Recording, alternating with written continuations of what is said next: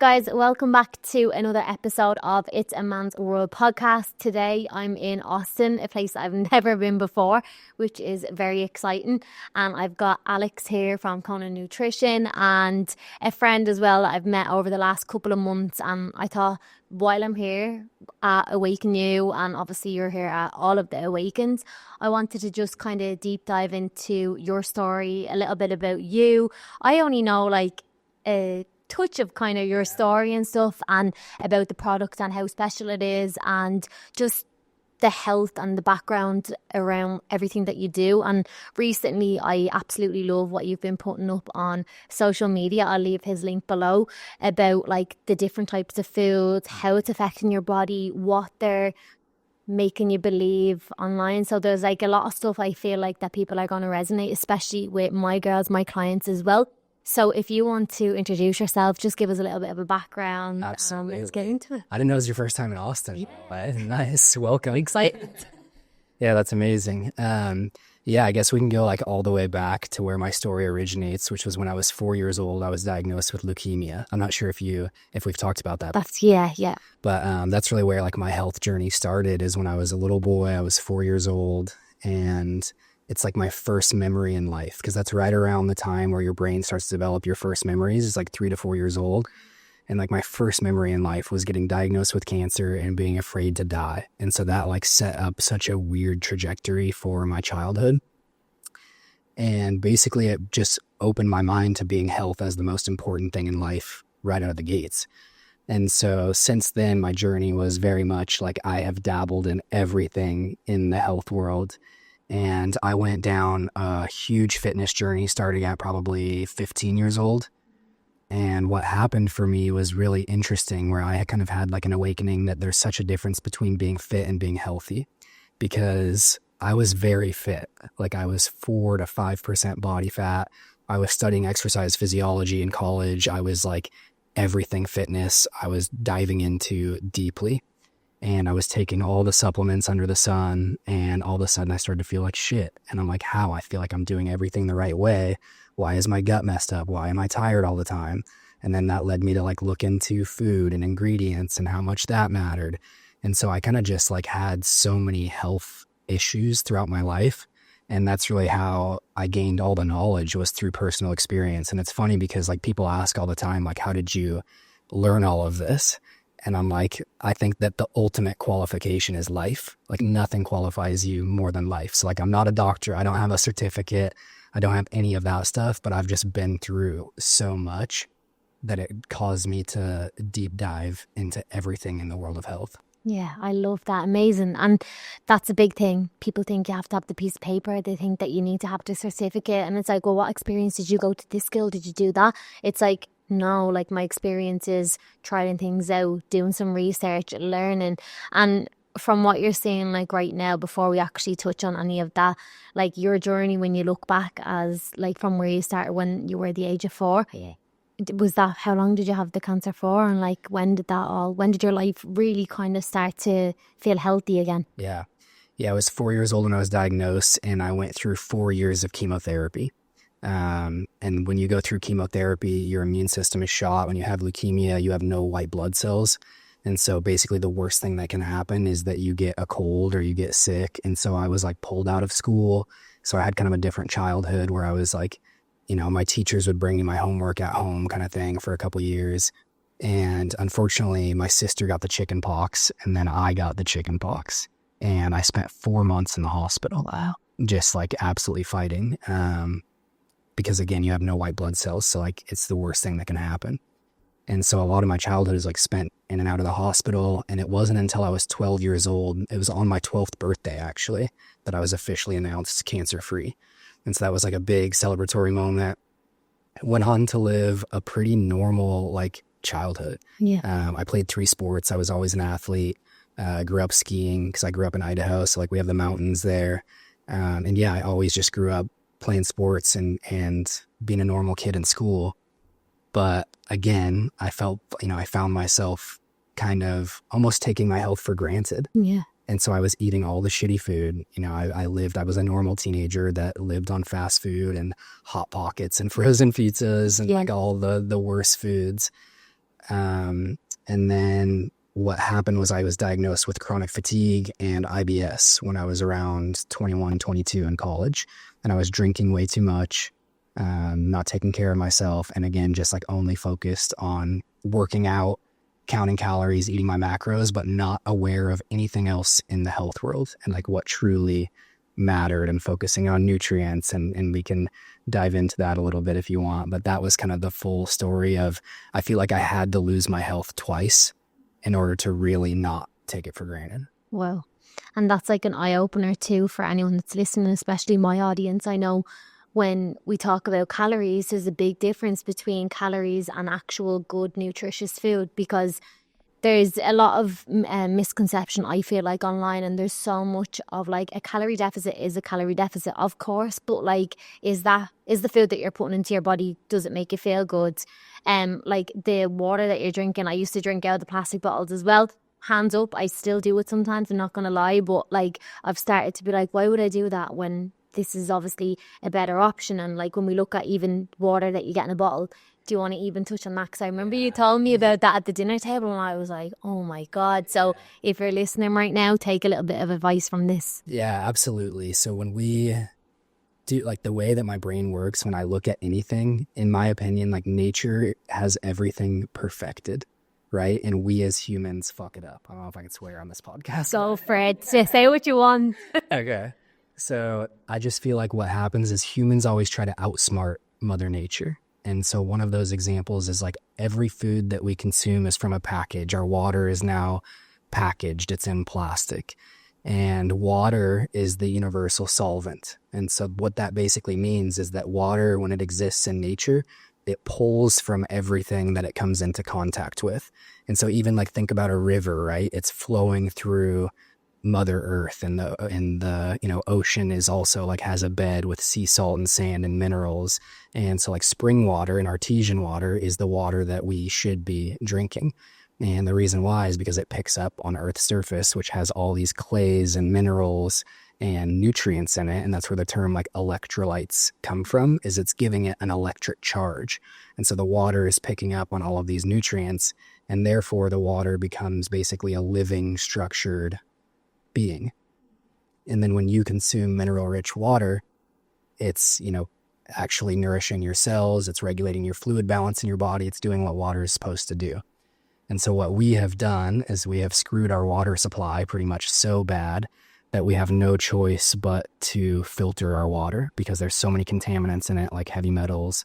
Like in America, we have fluoride in our water. My skin. And yeah, you notice it when you're... Oh my God. I went through such a phase that I was like, what have I changed in my diet? And I was like, I'm quite like repetitive. Like I eat the same stuff every single day.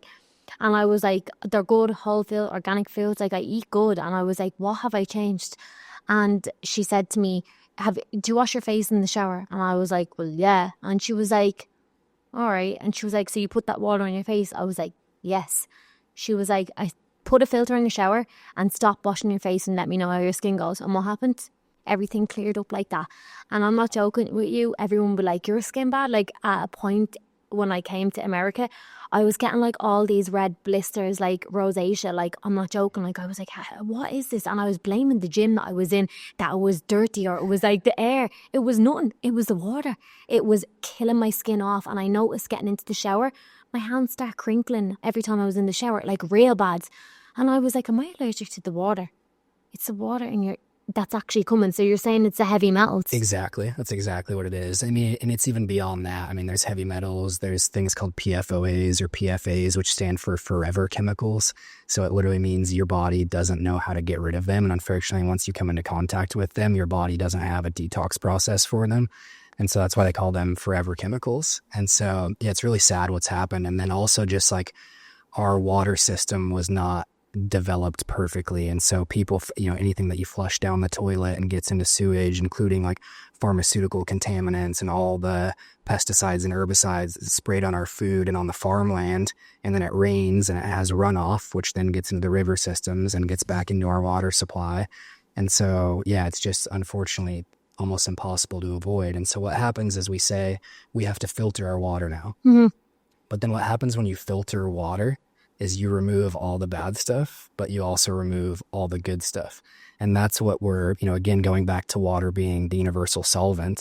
So that's why plastic is a huge issue, is because it's going to pull from the plastic. Like water has to pull from whatever it comes into contact with. So when you're drinking out of plastic, it's just leaching all of that plastic into the water, and then you drink it. And plastic is full of those forever chemicals and something called phthalates that really disrupt the hormones. And so that can be a huge issue for skin as well as hormone dysfunction. But yeah, it's so crazy when like nature has all the answers, and we just have to look to like how things exist in nature and let it be. Yeah, it's right there. And it's like, how did we all get here? Where did it all start?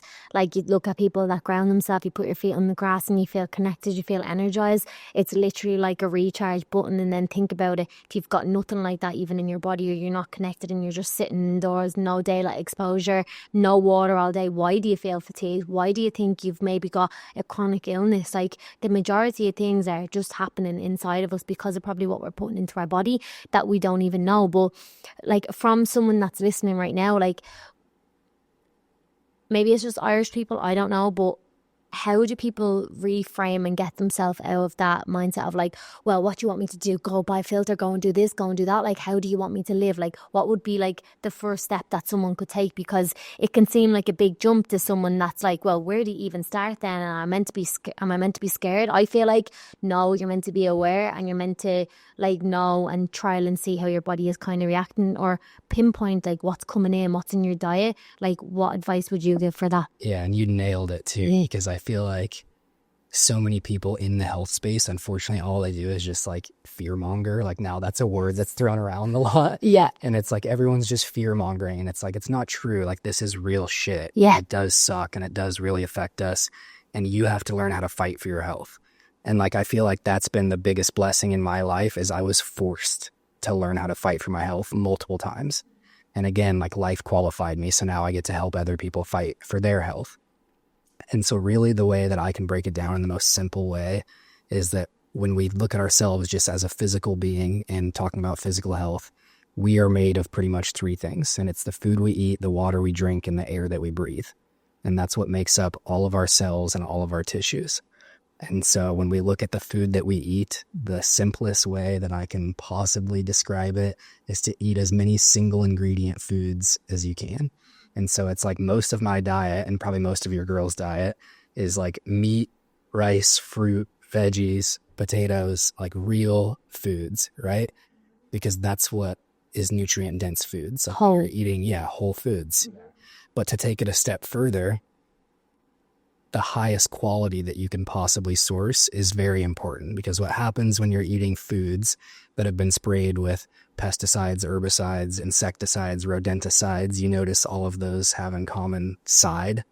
Side literally means to kill. Like, suicide is self, you kill yourself. And so side means to kill. Wow. And we have been convinced from science or research that like this stuff is not that harmful for you. But it's like, I don't need science to tell me that something with the word kill in it, my body is not meant to consume. Like, what is it doing? It's literally going to kill your body. And it's funny because like people in the health space, and even someone that has PhD next to their name and stuff like that, will argue that like pesticides aren't that bad for you. We have some data on it. But of course we have data in the other direction showing that it's so harmful for us. And so it's like, how do you trust it? It's so overwhelming, the information there's so much of it. But I'm like, for me, it's like, trust your own body more. Like, we've been convinced that science knows more about our bodies than we know about our own bodies. And so for me, I'm like, I just know like something with the word side in it, which means to kill, is not going to go in my body. Mm-hmm. Like, I'm trying to live. I'm not trying to die. Yeah. And so even taking it a step further beyond that, the reason why they're called like pesticides means to kill pests, right? What is our gut made of? Bacteria, which is just a bunch of small bugs, right? Like, we are an ecosystem being, like our body is a home for trillions of organisms. Yeah. And those are largely cells and bacteria. And all of those things are living beings. And your gut produces 90% of the serotonin in your body, which serotonin is literally happiness and your mood. And then 50% of your dopamine, which is your drive and motivation, that is made in the gut lining. And so when you're consuming foods that have been sprayed, designed to kill pesticides, how can you possibly produce serotonin and dopamine? And how can you possibly be happy and feel drive and feel motivated? And so the food you eat directly correlates like with your mood. And it's really crazy like how deep it goes. So I would say like, yes, single ingredient foods, but also the highest quality you can possibly buy. And even like, if you're going to eat the animal foods, if you eat meat, which I do, and I'm a huge fan of getting protein, but high quality protein, like the way that the animal lives really matters and what they ate really matters. And so we have research that basically, the difference between grass fed and conventionally raised beef, it's almost not even the same food anymore. Yeah. Because what happens is the omega-3 ratio becomes much, much better for the human body what are cows designed to eat? Like everyone knows cows are supposed to eat grass, right? It's like, what have we done? The only reason we feed them like grain and a bunch of other stuff is to make them fat and sick. So what do you think is going to happen when you eat them? You're going to get fat and sick and like inflamed, and there's so much like tough misinformation when in reality it's so simple. It's just like buy single ingredient foods, whole foods, and the best quality you can. So like if it's meat, it's grass fed. If it's eggs, it's pasture raised. Organic. If it's organic. If it's produce, buy organic. Like it's pretty simple. And why do you think it's a little bit more expensive? Because of everything that you're getting, Yeah, it's better because it's better. Yeah. Right? Yeah. And unfortunately, like it does suck. Like the funniest quote I've ever heard on it is like, here in America, we actually have to pay more for our feed not to be sprayed with poison. Yeah, it's probably true though, is it? Yeah. Yeah, but it is true. It is expensive. Like go to the fresh market and go somewhere that has like all your organic food and like health, like complete, like, by when you go into the food, you can't find anything like, you can't find your Cocoa Pops or anything like that because you're like, where is all the food? Like it's all just like your nuts, everything is like fresh and ready to go. The meat's on the counter and you know exactly what you're getting. But my thing is like when you look at that, and I have a woman that I done a podcast with before, Rachel Godfrey. She's amazing, by the way. You should watch back on that podcast. It was really good. But she puts up all the time. She's like, cavemen ate like raw meat and they ate food that they took from the ground. They drink from the river or whatever. And they say like protein pancakes, just because it's protein pancakes, cavemen never had protein pancakes. So what gives you the right to start your day with like a healthy, I'm getting my protein in? And then also then they would jump on her and say, you're eating steak for your breakfast. What the fuck? Like that is crazy. But it's like they ate meat like that for every meal. They fed their bodies exactly like that years ago. So now, because I think there's just so much information out there, I think personally for people that they're like, why would I have to think about all of that? Why would I bother putting myself through that? I'm hungry, I need to eat. But then they don't look at like the side effects of what they're having. And do you feel like if you didn't have like a health scare, if you didn't have a sickness when you were younger, or even now, and the fatigue and the IBS, would you have taken those steps? Or do you feel like you would have been like the regular population that think, who has time to think about stuff like that? I would love to ask almost anyone that's eating that how they feel. Because here's my guess, is that most people that are eating, not whole single ingredient foods probably don't feel their best, or they don't even know how much better they could feel. Yeah. Because what I always say is like, once you do it and you get a little taste of what it feels like to feel good, you'll be like, holy shit, I didn't even know this was possible. I have so much more energy. I didn't realize like I was having my afternoon crash because of what I was eating or because I was dehydrated. And like, why do I always feel like I need a nap in the afternoon? Like all of that stuff is not normal. Like we are meant to thrive, but we have been convinced that like feeling a little off is normal just because most people do, like here in America now, the stats are at 42% of people will now get cancer in their lifetime. And we've been like convinced that that's normal. And there's a direct correlation because almost 70% of the food we're eating is ultra processed foods. And so it's like the stats align almost perfectly with like what we're eating and all the disease rates that are skyrocketing. And yeah, I would just urge people to, there's actually a recent study that came out that said even if you just ate whole foods, organic foods for 10 days, That's all that it takes to start noticing a difference in how you feel. And most of your symptoms completely clear up. Wow. And so it's like anyone can do anything for 10 days and just get a taste of what it feels like to like feel a little bit better. Yeah. And you'll be like, oh my God, okay, I get it. Mm-hmm. That's all that it takes. And why do you think they don't? Is it short? In my opinion, I feel like it's a convenience, short-term pleasure, and we run off, go, run, grab quick what's on the go. If it's ready, if something can sit on your shelf, I feel like for more than like a week, it shouldn't really be in your body. Well, we've been almost conditioned, right? And there's a classic saying that's convenience kills. And it's so true in like every area of your life, because like, you take the shortcut in life, everything. Like what happens? Everything gets harder actually.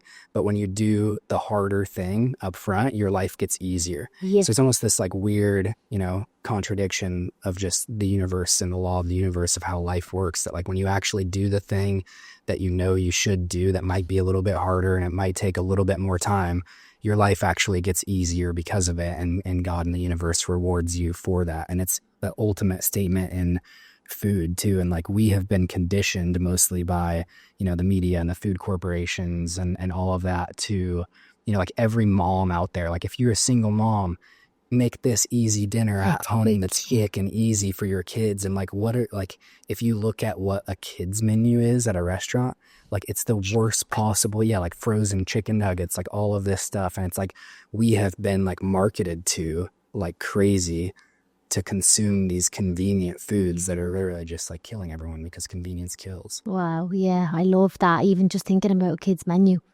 Isn't that crazy? It's like, why don't we so quick and easy? Like, yeah. So you're starting it from a young age, and you've done that. Like, and as a parent, like how like a child has energy anyways, and it's just like give it to them real quick. But like you're saying, convenience kills. Wow. I want to touch on Kono nutrition. Obviously, that's like a huge one. Do you want to even just kind of like give us like a brief background as to like, I'm guessing like why you started it and where it's at right now? Because like I've tried the products, I know what it's like, and I want to really touch on hydration, especially with like the amount of travel I've been doing for people that do fly as well. I feel like it will really help. Yeah, absolutely. Yeah. So Kono is my supplement brand. But when people ask what I do, I never say like, oh, I own a supplement company. Because I feel like it's so much deeper than that. And what we're doing is so much more helpful than that. So if you were to ask me, what do I do? I would say I help people heal by putting their health first again. And so that's really like what we're in the business of, is helping people heal by putting their health first. And to me, it started again because of all of my health struggles and my passion that came from it. But when I was in college, I worked at GNC. Do you know what GNC is? Yeah, it's like the classic supplement store. I think that's literally like the Swick protein if you want it. Yeah. And so I started my journey there in college, and that's how I like paid my way through school.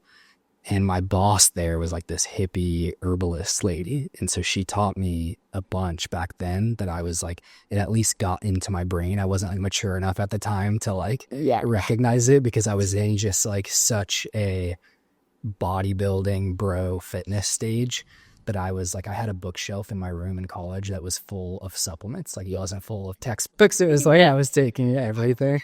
Yeah, and I was taking just like every supplement you could have, like all the pre-workouts, all the protein powders. And then when I got diagnosed with like chronic fatigue and IBS, I was like, I'm going to give my body a break and just like see how it feels. And I started to feel way better. And then you start looking into the ingredients and like all of these fitness supplements. And again, there's such a big difference between being fit and being healthy. And I found that to be so true, specifically in the fitness supplement space. And most of them are full of artificial flavors and sweeteners. And before people are like, why are those bad? I mean, again, the word artificial is in it. So it's like a similar thing, like side. It literally means fake. So do we need to be consuming that? Probably not. But there's a really interesting process in the body that's called the post-ingestive feedback loop. And basically what it means is that every time you consume a food, your body is trying to remain in energy balance. So it's called like homeostasis. And essentially what happens is when you consume a food that has a flavor, but that doesn't have the nutrients associated with that flavor, it sends this post-ingestive feedback loop for a whirl, because it goes crazy. Because what happens is flavors are actually indicators of nutrients. So you've probably had a store-bought tomato that tastes like fucking water and you're like, it has no flavor to it. It's because there's no nutrients in it. Like flavors are indicative of nutrients. And when you have like a homegrown tomato, it's really sweet and it's ripe and it's like juicy and you taste all of it because it's so much more nutrient rich. So we know that flavors are indicative of nutrients. And we, I've seen this too, like when people came to America or, like on boat, they all got scurvy because they had vitamin C deficiency. And so they had like scabs and wounds all over their face and they all craved citrus fruits like crazy. So our bodies are designed to, crave flavors that are associated with nutrients. So we should be able to eat intuitively and know like when we have a certain craving, it's because we're missing a certain nutrient. But what's happened with all of these fake flavors products is then your body can't ever have a chance to eat intuitively. And the supplement space is like that more than any other space, right? It's like, try this protein powder that's cookies and cream flavor, blue raspberry flavored pre-workout and stuff like that. And so unfortunately, in my opinion, I was like, man, it's kind of a huge bummer that people are doing something so good for their bodies by like going to work out and moving your body. It's literally the best thing you could possibly do. Like movement is medicine. It's the ultimate practice. And then you ruin it with a shitty supplement that is throwing your post-ingestive feedback loop off. It's just giving your brain a dopamine hit. And so basically it just wants you to keep coming back and back to that food. And so like food scientists are literally paid to create flavors in a lab that get people a dopamine hit, which then just kind of makes you addicted to them. And so I was like, that's such a bummer that people are going to do something so good for themselves and work out and then kind of ruining it. So how could we make supplements in the fitness space that actually put your health first? And the first product we made was our pre-workout because we were like, what's probably the worst product that most people take for them? Caffeine. Yeah, like just a bunch of synthetic caffeine that just makes you feel like super tingled out and cracked out. And the other issue with it is that like when you go work out, your cortisol, which is the stress response hormone, is already kind of like really elevated and going through the roof. And so that's probably why most people that like take a pre-workout that raises their cortisol a bunch and then they go work out and raises their cortisol even more. So your body is now just like the ultimate stress machine. So what does your body do? Like it has to compensate and you crash. And so like we made one that like, how could we be supportive of it for a workout? And so that's why we use herbs and adaptogens in there that kind of like combat the caffeine, offset the caffeine, because we still like throw a little bit of caffeine there, but it's from an organic guayusa tea, which is the most antioxidant rich form of caffeine on the planet. It's grown. We source it directly from the Amazon jungle, from these indigenous tribes. And they use it in like plant medicine ceremonies. Like they treat it as a medicine because it's so nutrient rich. Wow. And so we source it from them. And so it has like a very different feel to it, but the pre-workout basically gives you a lot of cognitive focus without feeling like super jittery. And so you don't crash afterwards, because we also use like lion's mane mushroom for focus and rhodiola root, which is an adaptogen that kind of balances the cortisol response. And so you don't get that same crash. And so we just, really wanted to make products for people on their fitness journey that were also supportive of their health journey. Wow, I love that. You're making me want. I haven't tried the pre-workout yet. I'll give you some. Yeah, I want to try it. And is it a scoop that you're taking, or you put it into liquid, or what is it? Yep, it's just a scoop. It comes in bags and yep, scoop it out. And again, like we flavor all of our products with just real organic fruit powders. So like they taste a little different, they don't taste like candy like all the other supplements really.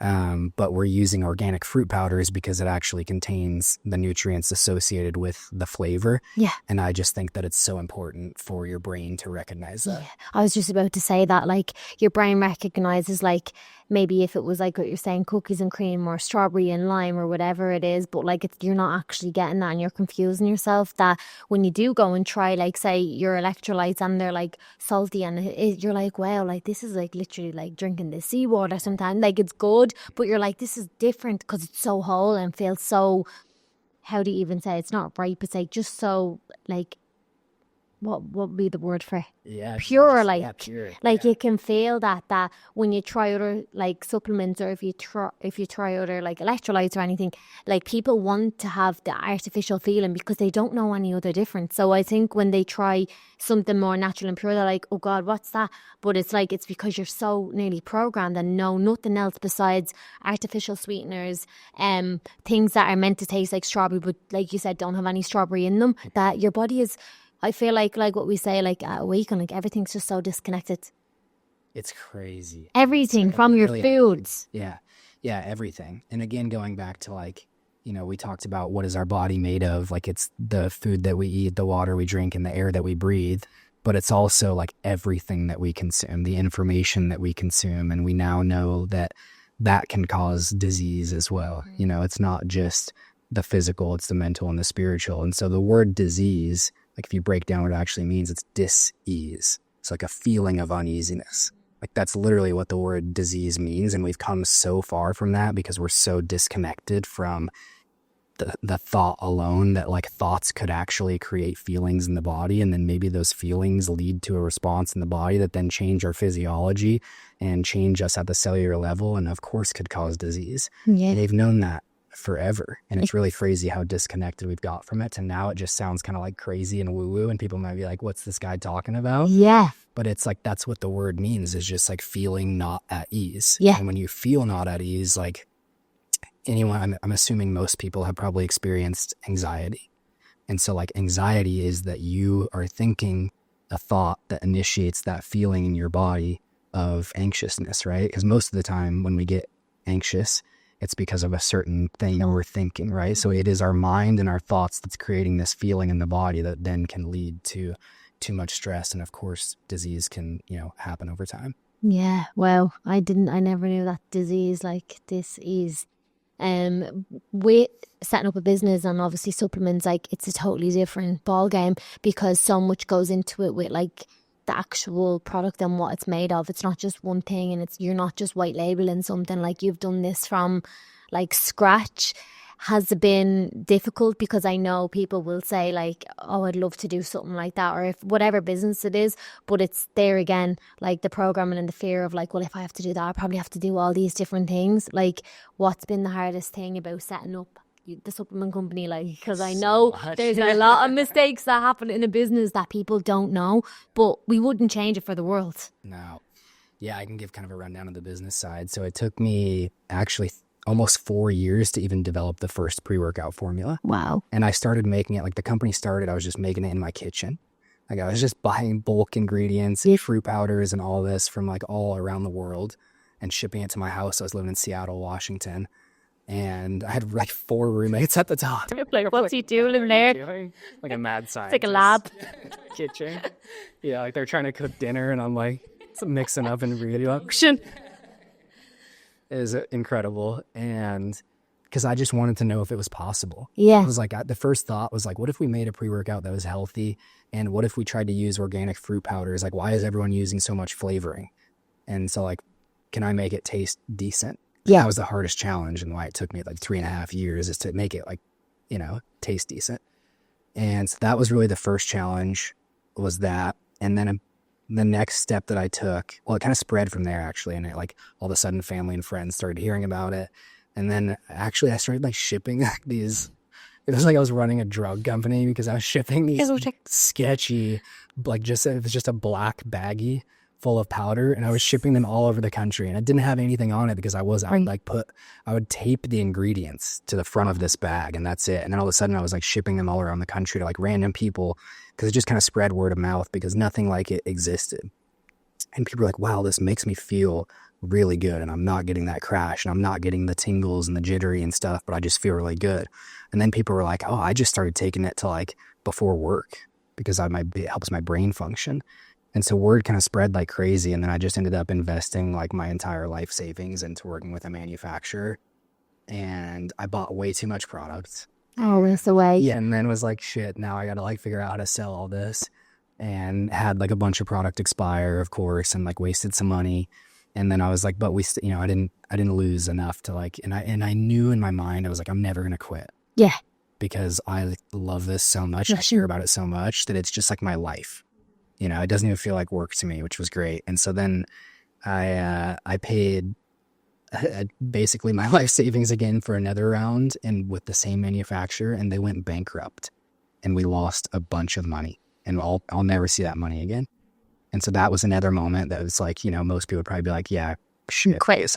I better quit because this is a sign from the universe. And in my mind, I was just like, you know, it sucked. It sucked, but it was like I figured out a way to, you know, make money again and save up again and go invest. And I don't think I've ever actually told this story on a podcast before. So yeah, but it sucked and it was really hard, but we figured out a way.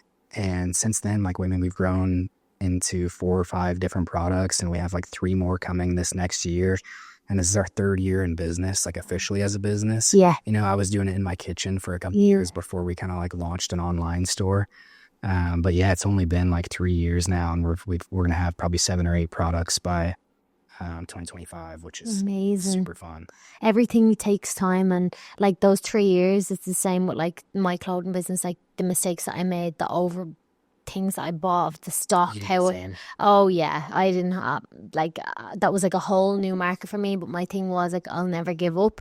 But I think as well, when you're starting a business, like 3 years is like, how am I not meant to be seeing all this profit? Like if it's 3 years, it should be a success. It's like, actually 3 years is like 3 weeks in a business. If anyone that's running a business knows what it's like, it takes time, it takes persistence. And I think it also takes, and what you do for yourself is you're very true to yourself. Like I feel like even when I speak to you like resemble your product.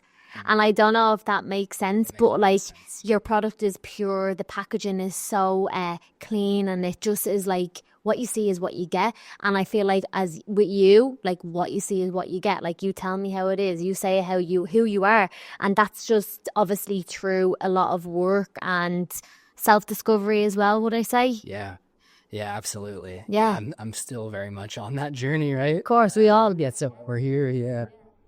But yeah, absolutely. And thanks for saying that too. Yeah, it's really cool. Anytime, like yeah, for sure. But yeah, I feel like that's probably the hardest work that I've ever done. You know, it's way harder than anything with the business. And it is like, it's becoming your authentic self is the most freeing thing, right? And like, it's been talked about forever, where like in the Bible, what's the quote that Jesus said, the truth will set you free. And I feel like what we do, even in like circling back to the health space, is like kind of ignorance is bliss, right? Where that's the other saying that like, sure it is to a certain point, because maybe that's why people like won't want to change to a healthy diet, and they kind of know that they should. And we probably know that organic is better than not organic. And we probably know that drinking out of a glass water bottle is probably better than drinking out of a plastic water bottle. Like we probably know all of these things, but people make this decision to live in like ignorance is bliss, when in reality, like the truth is the only thing that sets you free. And so yes, it's super overwhelming to have to like do that work and look into all that information, but it's the only thing that's ever going to make you feel free inside. And it's almost like you're either lying or you're living. True. It's truth or fear as well. It's like, well, people don't want to do that because it's going to cost them more money. It's going to, everyone in their house will have to change. And then maybe if you're buying stuff and you're putting it in the fridge, they'll say, who's that? Is that for you? And there's questioning, and like, there's a lot that like, it's not just one thing that like is what you can point it on. Like in every area of your life, I feel like with growth, even if you're not looking at a business, even if you're not looking at health, relationships, whatever it is, like it all takes time, it all takes work. But like the thing of it is, like what you're saying, ignorance is bliss. Like, do you want to work on that and become a little better version? Do you want to feel healthier, happier, fitter? Or do you want to remain the same, or maybe regress if not? Because like naturally Mother Nature will slow you down. Yeah. You can't win. It will slow you down. And when you become connected with yourself, and when you really, I feel like, respect yourself, respect your business, respect your boundaries, like look at the people that are at the front, look at the people that are at the top, look at their skin, look at majority of their health. Like if you look at someone that's like possibly very overweight, running a business, they're stressful, they live off coffee 24/7, they eat drive-through takeaways and McDonald's all the time, like deep down, you might think they're very successful, but they're probably not fully happy. They're probably not confident. When you look at someone, I feel like when you look at the outside, it is a reflection of what's going on inside, because like naturally you should feel your healthiest. And like, I'm not saying it's a certain weight, I'm not saying it's a certain number or what your price is on your business or whatever, or how much money you have, but it is a reflection of yourself. And like looking at someone in the eye when you're having contact with them, have you ever read the 48 Hours of Law? No.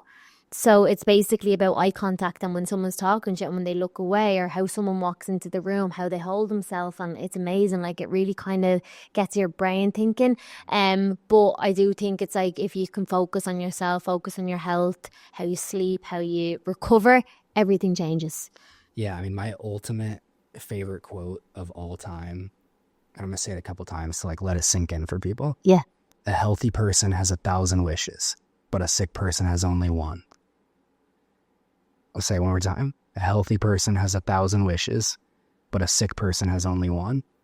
And I feel like it's the ultimate statement of how important it is. And I'll give this example that like you're a billionaire. You have everything you've ever wanted in the world. Like you're on an island. You got like women feeding you grapes up on a pedestal. Like you are like in your element, but you wake up with a sore throat and you like, you know, it's your throat scratchy. It kind of hurts to swallow. And you're like, fuck, I don't want to do anything today. Like my body just needs to like recover, you know, or like all you want is for that sore throat to go away. It doesn't matter. Then all of a sudden the money becomes irrelevant. It's like the only thing you want is for the sore throat to go away because it becomes a nuisance and a burden on your life. And it's like, if you don't look into your health now, what's going to happen? Because we live in, unfortunately, like the world that we live in today's world, everyone has to educate themselves and be responsible and take responsibility for your own health. And like, I've had to do that so many times now. And I've had to learn how to like fight for my health. And unfortunately, that's what it takes because we're inundated from every angle on our health in today's world. Yeah. And like, it's just our God-given right. We should just be able to like wake up and be free and be healthy and like eat good food and have access to good food and good water. But it's becoming a lot harder to do that. So now it's on us. Like no one else is going to come save you. It's on us to do the research, even if it's hard, even if it sucks. But if not, it's just like you're not going to live your truest, most best, highest self form of life. Yeah. I write on nearly every single post, you decide. No one cares if you don't do it, but like you decide. If that's what you want, no one's going to say no. No one's going to change your mind. Like if that's what you decide there and then, that's what you decide. Sometimes I would rather wait than pick something shitty and feel crap after it. My digestive system won't like me. If I'm near my cycle, I'll get a really bad cycle. Like right now, I was on the pill like for a couple of years, like good few years. I was on it for nearly like 10 years. And when I came off, I was like, oh, like they told me my body is going to react. My body has never felt better. Isn't that funny? It's amazing. It's like, come on, like it was stopping me receiving like the hormones that are meant to be in my body. It's like, it was not letting my nature and the person, the body that I have do its course. I was stopped. And I feel like even now, like I could say, like people that say I get really bad cycles, and I'm like, what's your diet like? I know you crave some like chocolatey foods or whatever. Okay, like we're human, like, you know, like sweet things are naturally there. We crave it a little bit, but like now I look at it and I'm like, when I'm on my cycle, I actually feel amazing. They're like, what? I'm like, I feel great. Like I'm on my cycle right now. And I feel amazing because like I had a good meal last night. I rested. I'm hydrating myself. I'm going to get some electrolytes in. And I'm treating my body with extra love and care that it deserves. I'm not killing it with like a crappy meal because my brain is saying it needs to be fed with like something really sweet now, because it doesn't. Your mind is saying that. Your body's not. So when you do that yourself, well, don't be upset when like you can't go to the toilet later on. Don't be upset when you put on a dress and you feel very bloated. Naturally, we hold obviously a little bit of water, but like respect your body even more when it's gone through a different cycle. And I think like from an outsider's point of view, when they're listening to this, they're probably like, holy shit, like is everything that I'm eating wrong or bad? I don't know, like maybe, but like you get that choice now from like right now. It's not I'll start Monday. It's like start from your next meal. Yeah, for sure. And I think that it's also overwhelming. I'd love to give people some advice on that of Yeah. just like where to start, because I feel like what most people in the health space do is maybe just drop a bunch of information like I just did. And then it's like, dang, Where do you start? There you go. And what do you do? And then what it makes people think is like, okay, I have to stop eating every food that I've ever eaten. Exactly. Ever, and only eat good, real whole foods now from this point on forever. And it's like, I always tell people, like, just start with the addition, because what happens when you like automatically just start subtracting and taking away all of your favorite foods is like, you're probably going to fail. Yeah. Because you're going to like have some intense cravings, and like this stuff is like hard to like detox off of. Like it really is. Yeah. And food is probably like the most addicting substance on earth, because, you know, like alcohol or drugs and all that other stuff, like you can live without those things. You can't live without food. Like you have to eat food to literally live. And so overcoming food addictions is probably one of the hardest things. Yeah. And so again, I would just like start with the addition of some good foods. Like maybe for breakfast, you know, instead of a bagel or a muffin or toast or bread or something, like have a handful of blueberries with some eggs or something like that. You know, like just adding in like a little bit more fruit, a little bit more veggies, a little bit more protein from, you know, maybe some grass-fed beef this time. And once you start to add those things in, it literally changes your gut microbiome and then alters your brain chemistry, because we have this crazy gut-brain connection where oftentimes it's the bacteria in your gut that are triggering the cravings, because the bacteria is a living being, and every living organism on Earth's job is just to survive. And so when you've been feeding it shitty foods, it's surviving off of shitty foods. And you start feeding it good foods, it starts to change, you know? And so you're literally like altering your gut microbiome, altering your cravings, just getting a taste of what it feels like to feel a little bit better. And then you'll just kind of naturally start realizing that like next time you eat the muffin for breakfast instead of some high protein and fruit, you're going to feel like a noticeable difference of like, wow, that's how I used to feel before. Like, I can't believe I used to feel that bad all the time. Yeah. And then it just makes you want to keep sticking to it. And so like, rather than just like having the mindset of like, damn, I have to like give up all of these foods overnight. It's like, just start adding in as many good foods as you possibly can. And no one's perfect. Like I'm still far from it too, you know, but I do the best I can with the information that I have. Yeah. And so I'm constantly seeking more information around what can I do to improve a little bit more. And then the other big thing is that I'm super open-minded to new information. And I think that that's really important. And then all you have to do at that point is do the best you can with the information that you have. And if you slip up every once in a while, don't stress. It's fine. Like you're human. Yeah, we're human. And I always say 1% better every day. Like change it from, okay, today this was €12 in the room, and I know people will be like, I'm not paying €12 for a bottle of water. I was like, right, then go and get the plastic bottle then. And I was like, no, because I know that that's not the better choice. Why would I do that for just like, I know it's the sake of like a couple of more money, but like, how am I going to feel? Or I actually really respect this bottle of water right now. I enjoy it. I like taking it out. You know what I mean? Like, so I think as well, it's like that one little bit % better. And like I always say to people, even like for my clients, and like they talk about affirmations and whether you write them down or whether you don't, I like to do it. But I always say to someone, like, don't write down, like when you're only starting journaling, like don't write down things that you're not. Like, of course you can picture yourself. It's the exact same with food, and I feel like your diet, but don't say, I am rich, I am this, I am powerful. You're not though, because you're a shell of yourself right now. You're also broke. So you're already in your subconscious knowing, I'm none of that. What about I'm healthy? I've got a roof over my head. I choose me today. There are 3 things that are free that you can do. Or today, instead of going for the McDonald's with work, I'm going to respect myself enough and be brave enough to speak up and say, I actually brought my food with me. Thank you. Still go, still socialise, but like, is it going to make you feel good? Is it going to be an option that you want? It's the same with alcohol. Like, it is a poison at the end of the day. Some people love it, some people don't. Personally, for me, I don't feel good. I don't enjoy it. And I would do it maybe twice a year, and it would be small. It would be on occasion, you know.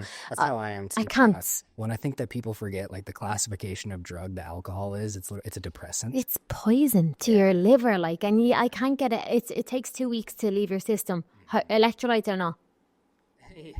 Does it? Like, it takes 2 weeks for it to leave your system. So like, it's like, it doesn't make me feel good. I don't feel energy the next day. I can't get my things done that I need to do. And I'm listening to a book at the minute. It's called The Value Factors, the one that's in the Awaken. Oh, nice. From D Martini. Cool. Oh, yeah, John. Yeah. Really good. Nice. And like he asked, like, what's in your space every day when you wake up? What's in the area around you? What's like, who's in your circle? Like, what do you value the most? Like, yours is health, mine is health. And like, look at the way we live our life. We're we're energized. Like most people that are possibly even at events that we're at this weekend, they wouldn't be able to step out and have an energized conversation because their mind is all over the place. And maybe they had a few drinks last night to like cancel out what went down and how they're feeling emotionally. Everyone is valid to whatever they want, but like we can do this functioning. We can go back around and feel good. I worked out this morning. I feel great. You know what I mean? That it's like, how do you do all that? It's like, I just decided I had a good sleep. I feel my body well. And that's the importance of it. Just before, like, obviously we come to a conclusion at the end. Like I have like 2 questions, right? Yep. Number 1 is to do with supplements and the protein. And then number 2 is to do with business. So the first question is when, even for me, like when I'm taking a supplement, say for example, whey protein or something, and I feel very sick after it, am I actually, because I can have dairy and I can have products like that, so I don't think it's the lactose side of things or anything. Is it the product and what they're putting into it that's making me feel sick, or is it the lactose side of things and like the dairy? Yeah, that's a great question. First of all, I want to just say this process or this like there's a saying in ancient medicine that says my symptoms are my saviors. And what we have done in modern society and in Western medicine is like normally when people get an upset stomach, they maybe like take some Tums or something, right? And so you're having a symptom where your body is saying, this isn't agreeing with my stomach. I don't like it. Right. And so it's like your symptoms are your saviors. And so when you're like, your body is a self-healing machine. And so your body's kind of like telling you, this isn't agreeing with me. And so if I were you, I'd probably just like cut it out. That's right? it. Yeah. Because that's how people get disease too, is you ignore your symptoms over time or you mask your symptoms, which is what we do in medicine, is instead of just like acknowledging that my symptoms are my saviors and my body is uncomfortable for a reason. And then instead, we mask it and then suppress your symptoms, and then it leads to chronic inflammation and that leads to disease. And yeah, there's probably a couple things. Do you know what type of whey protein?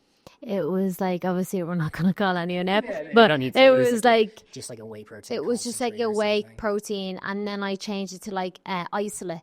There you go. But even at that, I was like, the isolate was a little bit better, but like it was still like, oh my God, I feel very sick after taking this protein that I'm like, I need to just get it through my food source. And I just know from a lot of products that so many people relate, they're like, yeah, I don't feel good after taking protein. Like I feel so sick. Yeah. Is it the protein? Like obviously there's so many different Be a factors, couple of but things. Yeah, I'll talk about it. So whey protein is oftentimes, if it's a whey protein concentrate, can be high in lactose, and there can be some casein protein in it. okay. And casein and lactose are usually the 2 things in dairy that give people an upset stomach and make it a little bit harder to digest. Right. And so the other thing that happens is how they're processing the whey.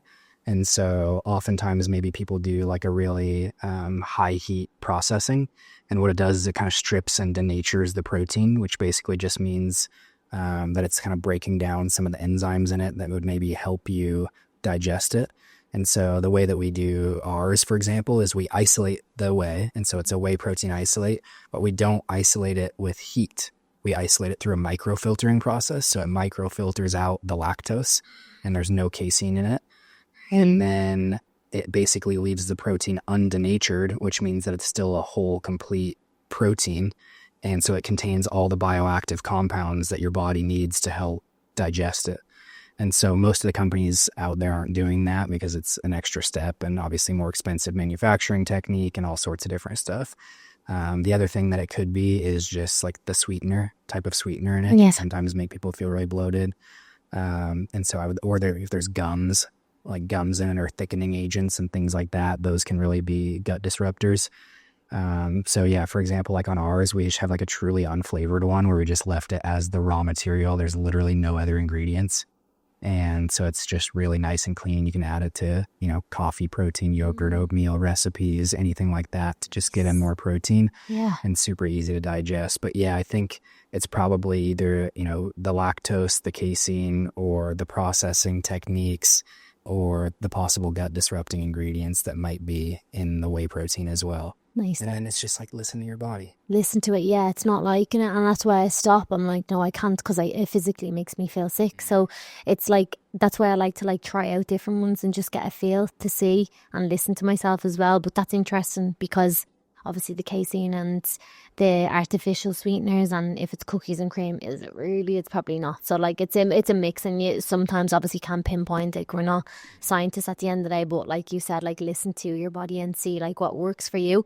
So my last question as well is, how do you find, obviously we're both in business, we know what it's like to manage ourselves, we know what it's like to work on ourselves spiritually, mentally, relationships. My thing is, do you feel like you need to let go of a lot of things in order to grow in a business and be quite selfish, I would say, in a good way? I'm not going to say it in a bad way. Or do you feel like you can still do relationships and you can do the travel and you can do everything? Or do you think something gives a push and pull? Because I'd like to know from you. Yeah, this is a great question. I think my first 2 to 2.5 years in business, I sacrificed a lot. Yeah. I sacrificed the relationships, some friendships, family time, like all of that stuff. I don't necessarily have any regrets on doing that because it got me to where I'm at. And I think a part of it is sometimes necessary at time in different phases of life. But I think at the end of the day, what I always come back to is like, what is genuinely most important to me? And at the end of the day, like, it's not truly my business, you know, like that is super important. But at the end of the day, like what's more important to me is like love and relationships and family and stuff like that. And so I think I'm learning to find a better balance, but I think sometimes it's okay to go out of balance too. Yeah. You know? And so like, I don't have any regrets that I was like maybe a little out of balance the first 2 years in business and getting things off the ground. But I've kind of hit a stride now where I feel like I'm learning to manage the relationships and making space for that and taking a little bit off my plate and learning how to delegate. And I think that this is just like something that you have to learn how to do as business owners. Yeah. Is just like not put so much damn pressure on yourself to do everything. Like people want to help. And at the end of the day, like, you know, if you really believe in what you're doing and you do the right things and you just play the long game and just know that like you don't have to be an overnight success, and like it's okay to just, you know, keep doing what you love to do. And if you know you're doing the right things, that it's going to happen. Like it can't not. The only reason why you're going to fail is if you quit. Yeah. So for me, I'm just in that mindset now of just like, I love what I do. I'm going to keep doing the right things and I know it's going to work out. And that's really it. And then it's like, you can leave a little bit more space for the other things that like truly matter to me. And I do this like every time before, you know, I go up on stage and speak, or even I do a podcast and stuff like that, is I try to like really drop into that heart space. Yeah. Of like, it takes the pressure off of like performing on a podcast or performing speaking and stuff like that. Cause we can get so in our heads, and I'm like, oh, this is a great opportunity for my business. And I'm like, fuck, I'm just having a conversation. I'm just like, you know, and so I really try to do that now. And I've almost adopted that in my business a little bit too, of just like, I love, you know, I love what I do. I believe in what I do. My mission is to help people heal. And so if I'm doing that from the wrong energy of like putting so much damn pressure on myself to do everything the entire time, it's not going to resonate with people as much. Versus if I just like you pointed out earlier, it's just like be myself. Yeah. Speak freely, talk about what I love, talk about what I'm passionate about. I'm doing the right things. And if you're doing the right shit, like, yeah, it's bound to be successful. It can't not work. Yeah, I love that. That's amazing. Such good advice. It's put a lot into my head there, like that. I can't relate and say like that I can drop into my heart, because I feel, well, I can, but I feel like my heart is like my business right now.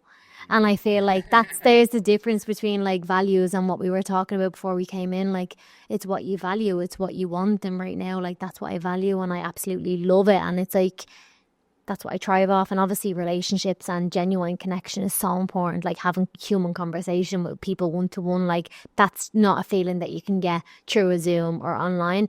And I feel like when you're running a business, like you do put a lot of pressure on yourself to be an overnight success, or like, why isn't it moving as fast? Or maybe if anyone's on a spiritual journey themselves, or even like working on themselves, maybe not spiritually, whatever you're doing, that can also be very hard to like leave yourself behind and then find this new version again. But like that's what I'm constantly doing. It's like what we spoke about just before we left, like the onion is always peeling back the layers. And like there's always one more and one more, and you're like, is it ever going to get to the end? Like probably not, because it's so thin and like you're just pulling back one and one. But my thing is sometimes like you want to have the answers, you want to have that overnight success. Sometimes when you are running a business, you're striving towards numbers and you're excited. But I think when you lead with passion and when you lead with love and like exactly what you know you're good at and what you love to do, like passion wins all the time, love wins all the time. So for anyone that's in a business at the minute, maybe I would say, and you probably agree, that like if you don't love what you're doing right now, it's probably not going to work because it will naturally take from you. 100%. Yeah. I think it's like I've seen that happen in so many, because I'm around the age where like a lot of my friends have maybe started businesses, started being an influencer on social media and didn't know how to monetize from it, and just like all sorts of different stuff. And you see them over time, like if you don't truly like love what you do, then like how are you going to keep doing it? You're going to burn yourself out. And so for me, it's like I tell everyone this. I'm like, I would have to die for Kono to not be successful. Like I had to be removed from the earth. That's because you love it so much. Yeah, I'm the exact same. I'm like, I just love it. That's why sometimes I get so upset. Like for example, I'll quickly just round up. But last week I had such like hard conversations with my team because like I was so passionate and just like loved the business so much. And I was like, did these people not understand? But like I couldn't stop. Like I just kept going. And I'm sure when the girls listen to this, they're going to be like, yeah, you lost it. Like you went on one. And normally I don't, but I was speaking from like, I want to see, I love seeing other people do well. I love seeing people do well in their transformation. I love hearing about other people's success or even where they're at in their life. Like I just love seeing other people happy. And then it's like, sometimes you want that too much for everyone else, but like your business is your baby and you're your biggest supporter at the end of the day. And if you can't, and if you're not, maybe that's something to look at for sure. Absolutely. Isn't it? I don't have anything yet. Yep. I love that. Like you're your number one supporter for yourself. You're your number one supporter for your decisions that you make for your business, that you said like, I will die for Kono. I know. Yeah. Yeah, it's crazy. I mean, I talk about that all the time. Like I say that all the time because at this point I'm just living. Yeah. Like it's literally my life. Like I'm just living my life. It's part of my life.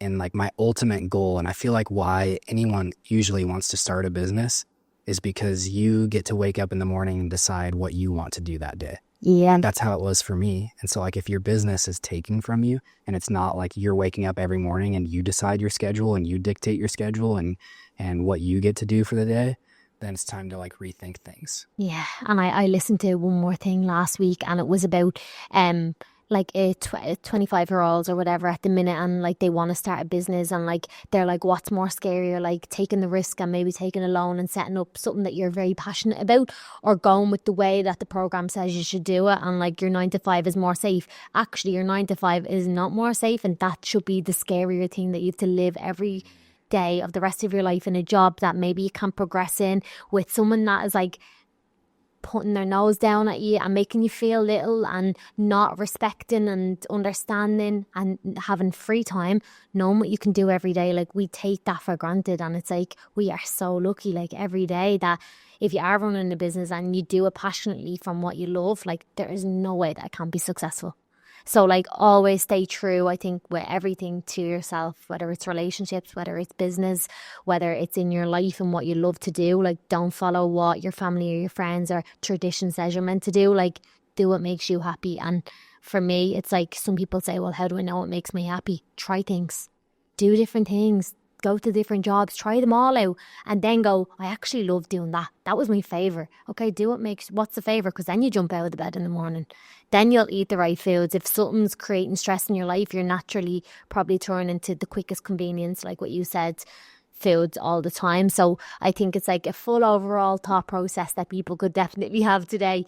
But what products, to finish up today's episode, what products do you guys have available now? Where can they find them? And I'll leave them below as well. Perfect. Absolutely. Yeah. They can find them at kononutrition.com. It's just KONO. And that's the Instagram is just Kono Nutrition. My Instagram is Alex D Conley. It's CONLEY. And yeah, we have a regenerative grass-fed whey protein powder that's from Ireland. Yeah, which is great. Sorry, Vaughn. Yeah.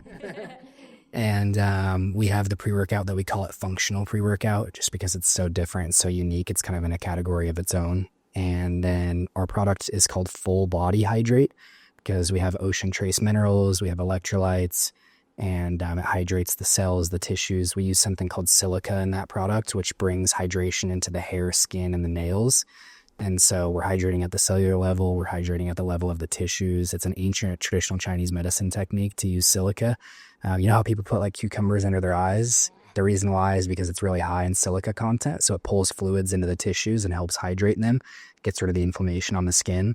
And so that's why we call the product Full Body Hydrate. Like there's nothing else like it out there too. It's a really unique product. It's become our best seller.